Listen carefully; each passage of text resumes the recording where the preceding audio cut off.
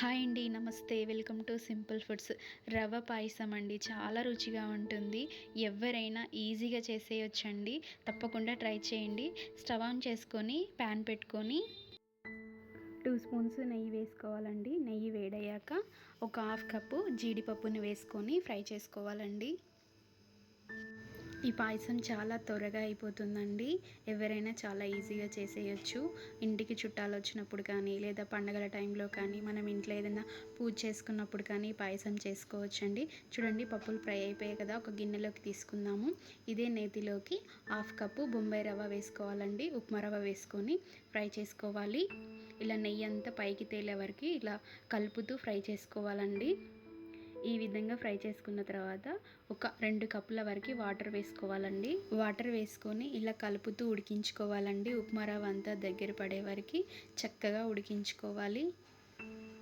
చూడండి, ఈ విధంగా ఉడికిన తర్వాత ఒక 2 కప్పుల వరకు చిక్కటి పాలను వేసుకొని ఉడికించుకోవాలండి. అప్పుడు పాయసం చాలా టేస్టీగా ఉంటుందండి. పాలు వేశాక ఉండలు కట్టకుండా ఈ విధంగా కలుపుకోవాలండి.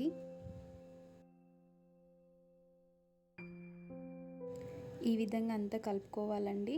ఇలా కలుపుకొని చిటికెడు కుంకుమ పువ్వు వేసుకుందామండి.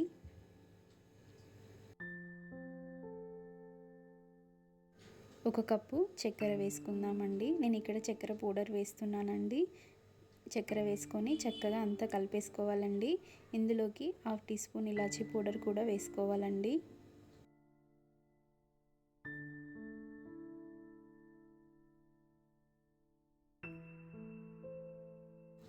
ముందు ఫ్రై చేసి పెట్టుకున్న జీడిపప్పుల్ని కూడా వేసేసుకుందామండి. చూడండి, పాయసం చాలా చక్కగా రెడీ అయిపోయింది కదా. ఇప్పుడు జీడిపప్పును కూడా వేసుకొని ఒకసారి అంతా కలిపేసుకుని స్టవ్ ఆఫ్ చేసుకొని బౌల్లోకి తీసేసుకుందామండి. చాలా రుచిగా ఉంటుందండి. తప్పకుండా ట్రై చేయండి. ఇంటికి చుట్టాలు వచ్చినప్పుడు కానీ, మన ఇంట్లో పూజ చేసుకున్నప్పుడు కానీ, పండుగల టైంలో కూడా చాలా బాగుంటుందండి. చాలా త్వరగా అయిపోతుంది. ఎవరైనా ఈజీగా చేసేయొచ్చండి. చూడండి, పాయసం రెడీ అయిపోయింది. ఒక గ్లాస్ తాగేవాళ్ళు 2 గ్లాసులు తాగొచ్చండి. అంత రుచిగా ఉంటుంది. తప్పకుండా ట్రై చేయండి.